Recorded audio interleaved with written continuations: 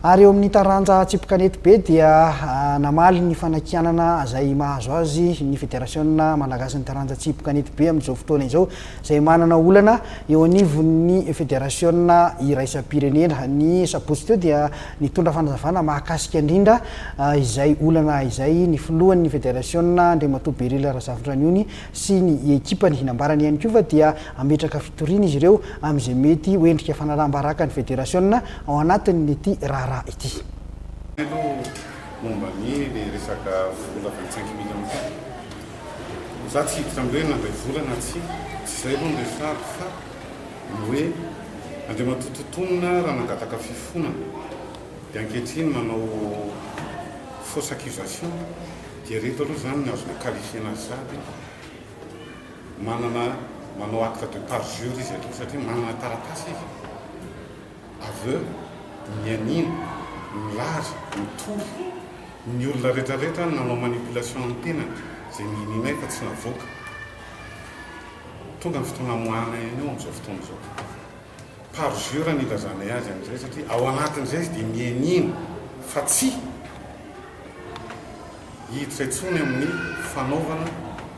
fanalambaraka fanenjehana amin'ny zavatra tsy marina atao amin'ny fédération tribunal no nitsara an'izany fa tsy zay faro fausse accusation raha manambola raha ohatra ka vola sazy ange zany araka ny volazan'ny trésorier sazy 25 millions de francs ve hoalohany aty amby dia tsisy traçabilité hoe ty afa nandohan'izay monsieur le président dia aiza raha ny accusé de réception fa voarainao sazy no alohany tokony heritreritra izy à deux fois amin'izay zavatra fa izahay aloha zany ny tenako sy ny voninahitra dia vohitsakitsaka fa hitory amin'ny totonina manokana manoloana an'izay fausse accusation et acte de parjure amin'ny teny zay nataony ao anatin'ny aveu zany dia efa tafiditra ao anatin'ny délit aloha zay tsy asio commentaire ny andraisako fitenenana eto dia momba ny fédération internationale zaraiky roa zay zavatra horesahako zay ny voalohany dia l'exécution ary ny faharoa inona no ataonay araky ny taratasy alefan'ny fédération internationale dia hoe izahay dia tokony andraikitra amina trafic aferafera mombana mutation mombana licence ary ny tena grave indrindra dia accusé zay sur le délit de droit commun hoe manao rakety manko filazana zany mampandovola mpilalao ary mbola misy graveny izay ihany koa mbola accusena anay hoe mandray vola mba hifidianana olo lafa izany hoe izy aleo fidina io élection internationale zany rehetrarehetra zany no accusena ana dia zako zany hitondra fanazavana manoloana an'izay ny faharoa inona no ataonay rehefa avy eo raha naccuseny zay misy taratasy moa zany izay iverinay fa confidentiel zany eo anatrehan'ny fédération internationale sy ny fédération nationale dia tsy te miafina aminareo ihany koa nefa zay zany tsy confidentiel zay nytika an'izay ka rehefa tsy confidentiel le izy zany ho an'ny fiverany sasany azy dia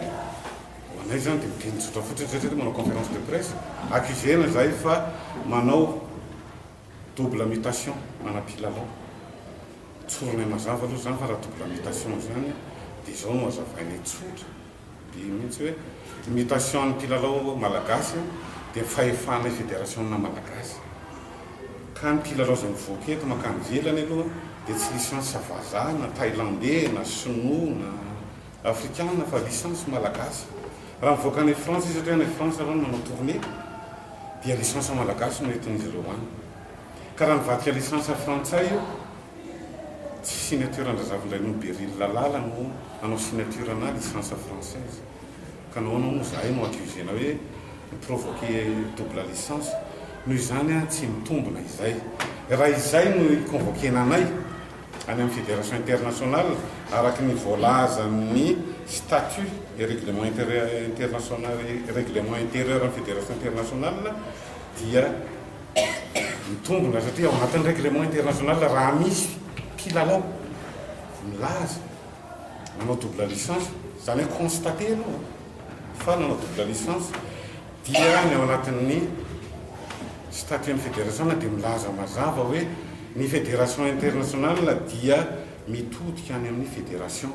nationale ny andraisan'izy ireo fepetra momba an'ireny mpilalao amin'ny infraction ireny fa tsy hoe raha misy joueur mpilalao double licence dia ny président fédération no saziana eo zany aloha dia efa misy violation na texte atao amin'ny fédération internationale faharoa hovaliko ny mutation izahay fédération malagasy ny taranja tsipikanety be voalohany indrindra aloha tiako ihany nafataranaireo zany fa be dia be ny teny zavatra zay teny tenena tsy za tompony andraikitry ny délivrance ny licence fa ny secrétaire général ary tsy za ihany koa tompony andraikitry ny mutation fa ny secrétaire général hatramin'izao na izany anaty zany raha mitondra fanazavana eto izahay dia mbola tsy nanao mutation na iray raha mpilalao afa-tsy hiavana tato la réunion en bonne et due forme vierci en bonne et due forme en droit de mutation maro ireo mpilalao mivoaka tany ao ny tonga dia miklandy tonga dia mavita mutation ary zahay dia miteny ihany koa nefa hoe amin'ireo mpilalao an'ireo ane dia misy ny fédération internationale mihitsy no nanao ny mutation fa zay ny respecté hoe mahalehibe azy dia nangina ny fédération nationale misy zany zay tsy tianao scandale dia nangina fa misy zany fa raha ilaina ny voahany zany amin'ny fotoana mahamety azy ivoaka foana ihany eny zany ny zavatra angizabe zany tiako tenena dia izao raha izahay no lazaina fa auteur na double mutation dia tsy mitombona velively aloha sur le plan textuel fa tokony anontaniana ny fédération française fa nahoana reny olona reny nahazo licence mazava ho azy ao anatin'ny statut fédération internationale dia milaza mihitsy hoe ny olona ny article tsy tadidiko fa azoko mbola sokafana zay amin'ny fotoana mamety azy hoe ny mpilalao tsirairay azy dia afaka misafidy ny toerana ilalaovana ary mangataka licence sous réserve ny hoe lay fédération mandray manaiky zany hoe tsy dia tena matotra zany le statut ny fédération internationale ka raha ohatra misy ny problème ohatra ny mora loatra raha ohatra ka les fédérations d'origine no accusena amina problème raha inona le problème ny problème zany dia mazava be fa izahay lazaina fa niprovoqué na double licence na mpilalao malagasy makany velany zay zany ao anatin'ny cadre ny statut ny fédération internationale dia everinay aloha fa